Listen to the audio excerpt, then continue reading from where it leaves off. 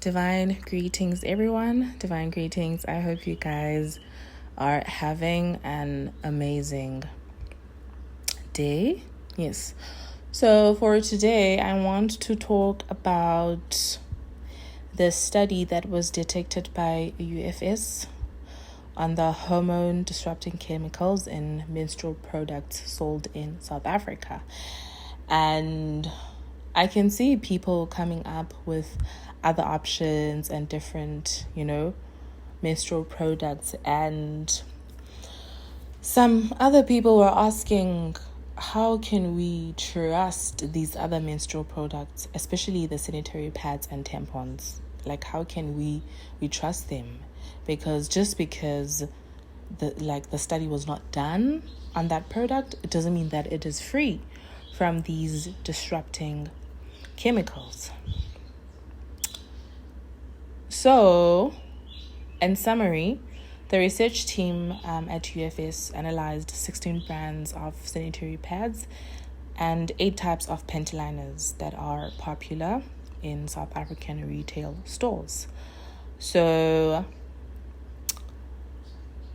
although the levels that they detected in the products were small, the researchers did emphasize that the concern actually lies in repeated exposure over time.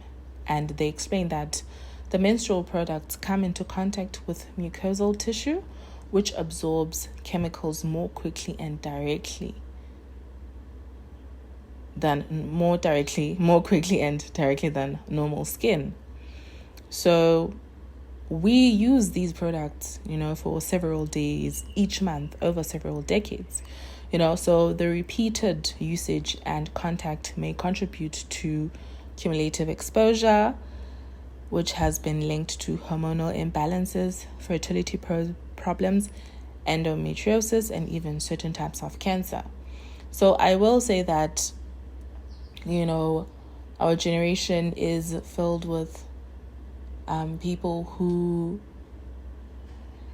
are actually content with not having children.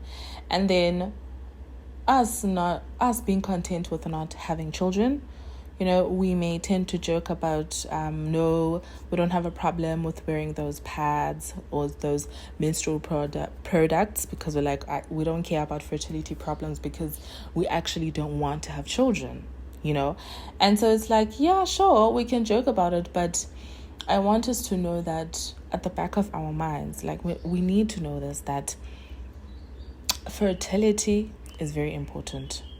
Fertility does not exist solemnly just for having children. A fertile body means a healthy body, because hormonal imbalances, endometriosis, PCOS, fibroids, they make it really hard for us to exist. The fatigue, the pain, the horrible menstrual cramps, the diarrhea, the nausea, the vomiting, So it is very important that we take care of our wombs.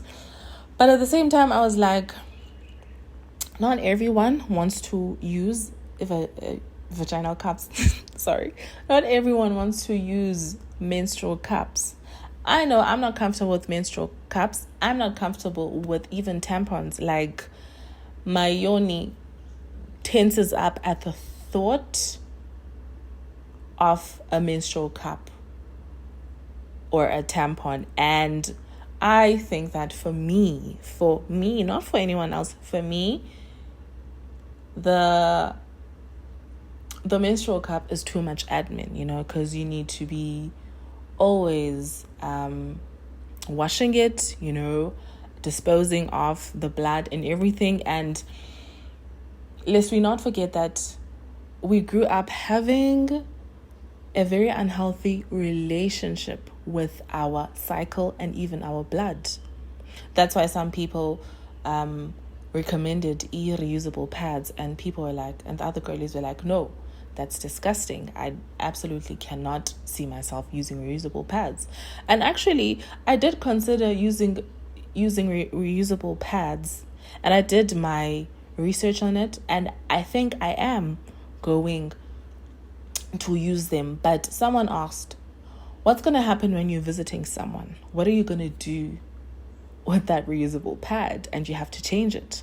What's going to happen when you're in town? To me, I don't have a problem with my blood, but to me, it just looked unsanitary that I have to take out the reusable pad and wash it in just a random sink and then put it in a plastic and then I go about my day, But if I were someone who spends and I actually am, who spends most of her time in her own space, I don't have a problem with reusable pads. And I'm thinking that we could actually try to find a balance between the two.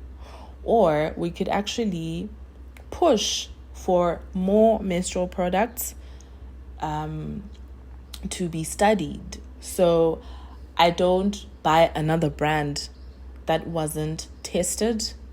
Ganti all along, it also has these hormone-disrupting chemicals in them. So I was like, oh, okay, guys, what we can do then for ourselves is take care of our wombs. We could prioritize womb cleansing. After each and every period, we can focus on womb cleansing. You can cleanse your womb through womb meditation. You can cleanse your womb through subliminals. You can cleanse your womb through drinking herbal teas. Now, my favorite, I love using a banana peel when it comes to cleansing my womb. So when you eat your banana, do not throw away the peel. You can wash it and then you can boil it and you let it simmer. So it doesn't really have a bitter taste. Yes, it doesn't have a bitter taste. It has a taste, and you just need to get used to it. So I drink it for womb cleansing. And this is coming from someone who has hormonal imbalance. So that's what we can do. And I also I was thinking of having a womb meditation and also a womb subliminal. Because for a womb subliminal, you're going to listen to it. But a womb, and not even bad, these two are both great things, because I love how for the meditation, you're going to visualize. I want you guys to visualize healing energy getting inside your, what was I saying? Yes, healing energy getting inside of your womb, So there's the womb. You can do a womb meditation. You can listen to a womb subliminals. You can drink a banana peel. You can drink herbal teas that are good for the womb, which is your red clover, your raspberry leaf, etc., etc., etc. But we need to actually take care of our wombs. Now, there's one thing that I want to suggest, and I feel like most people, it's foreign to them. And it's fine if you're not comfortable with it, but to my girlies who are comfortable with a spade or ukchat, please do it once a month and after your period. After your period, you need to you need to do a spade or ukchat. So all these things. So the subliminal, the meditation, you can do it over and over and over again. And I believe that our body listens. Our body is actually listening. Our cells are listening. And the power of the tongue, your words, your tongue can actually move mountains. It's just that with everything that's going on in the world, with some people, that energy, that manifestation is lying dormant. So you need to find it. So you can actually program your body and tell your body to not absorb those hormone disrupting chemicals. And this is for the people who are trying to figure it out, because most of us, we stock up on pads because we're like, let's buy them and they will last us for the whole month. And not everyone has the money to buy the menstrual cups.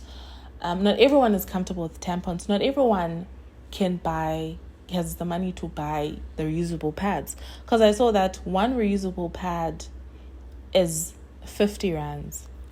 So let's say you have a 3-day cycle. So if you want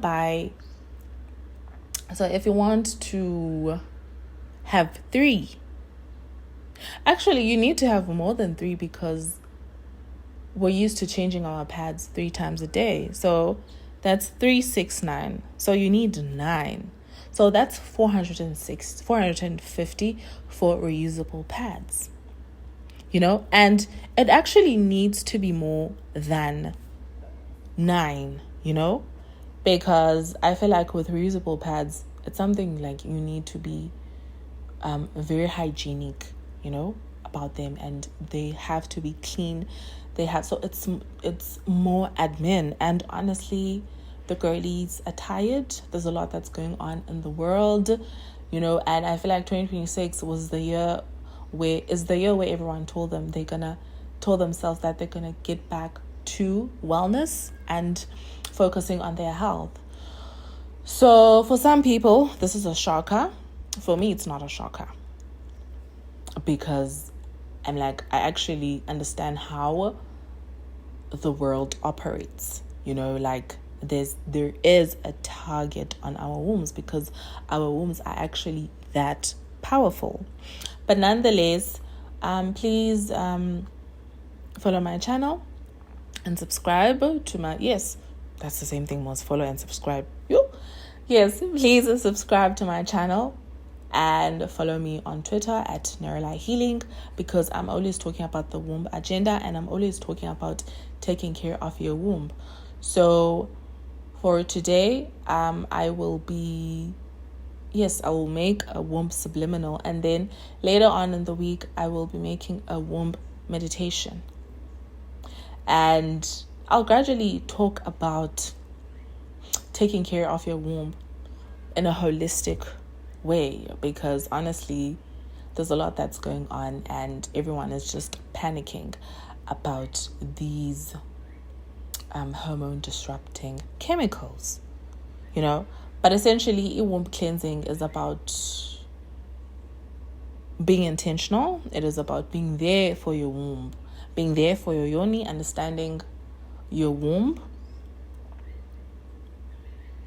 Yes, so it's about understanding your womb and taking care of your womb and eating the foods that your womb love. And please set the intention on your cycle, on the products that you use during your cycle.